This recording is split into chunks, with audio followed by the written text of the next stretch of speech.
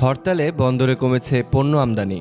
BNP জামায়াতের হরতাল চলাকালীন চট্টগ্রাম বন্দরের অপারেশনাল কার্যক্রমে সমস্যা না হলেও পণ্য আমদানি কমেছে। এ কারণে বন্দরের প্রায়ই খালি থাকছে 2 থেকে 3টি জেটি। এতে কন্টেইনার হ্যান্ডেলিংও কমেছে।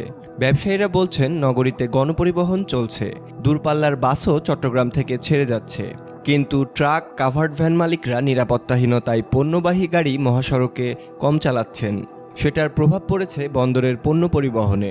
সরকার নিরাপত্তা দিলে পরিবহন মালিকরা গাড়ি বের করবেন, পরিবহন খরচও কমে আসবে।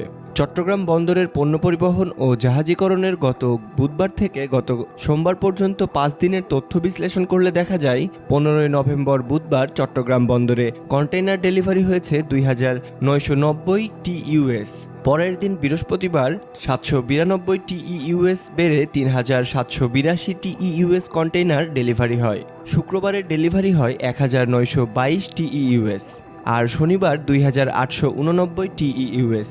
হরতালের দিন রবিবার কন্টেইনার ডেলিভারি হয়েছে আগের দিনের তুলনায় 753 TEUS কম। ওই দিন 2136 TEUS কন্টেইনার ডেলিভারি করে চট্টগ্রাম বন্দর কর্তৃপক্ষ। চট্টগ্রাম বন্দর দিয়ে একই সময়ে বিভিন্ন দেশ থেকে পণ্য আমদানি ও দেশ থেকে পণ্য জাহাজীকরণ তথ্যে দেখা যায়, বুধবার 6398 TEUS কন্টেইনার হ্যান্ডলিং করেছে বন্দর।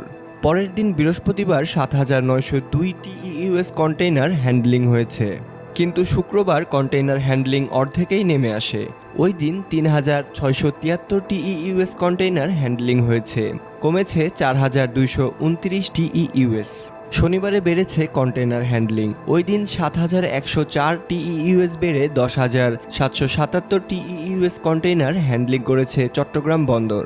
হরতালের দিন রবিবার 8540 TEUS কন্টেইনার হ্যান্ডলিং হয়েছে, কমেছে 2237 TEUS। মূলত ট্রাক, কাভার্ড ভ্যান সংকটের কারণে কন্টেইনার হ্যান্ডলিংয়ে প্রভাব পড়েছে। এছাড়া চট্টগ্রাম বন্দরে 18টি জেটির মধ্যে এখন প্রতিদিন 2 থেকে 3টি জেটি জাহাজ শূন্য থাকছে বলে জানিয়েছেন বন্দরের কর্মকর্তারা। গতকাল আমদানিকারক ও ট্রাক, কাভার্ড ভ্যান চালকদের সঙ্গে কথা বলে জানা যায়, 24 ঘন্টা চট্টগ্রাম বন্দরের পণ্য খালাস, কন্টেইনার ডেলিভারি কার্যক্রম চলমান রয়েছে। BCN দেখুন। বাগমার সাথে থাকার জন্য আমাদের চ্যানেলটি সাবস্ক্রাইব করুন।